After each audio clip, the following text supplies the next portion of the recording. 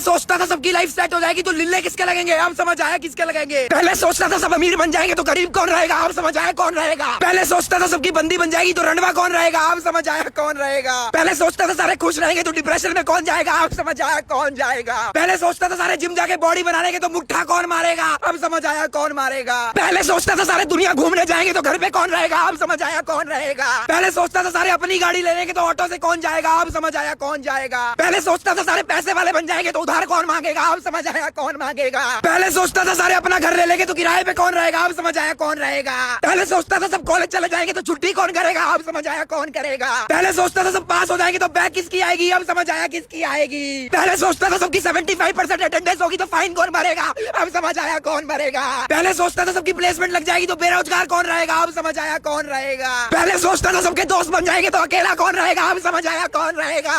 पहले सोचता था सारे अपना बिजनेस खोल लेंगे तो दिहाड़ी कौन लगाएगा, अब समझ आया कौन लगाएगा। पहले सोचता था सारे NIT IIT JEE क्लियर करेंगे तो चपरासी कौन बनेगा, अब समझ आया कौन बनेगा। पहले सोचता था सबकी जिंदगी अच्छी चलेगी तो बूंद किसकी फटेगी, मेरी फटेगी भेड़ का लिंडा।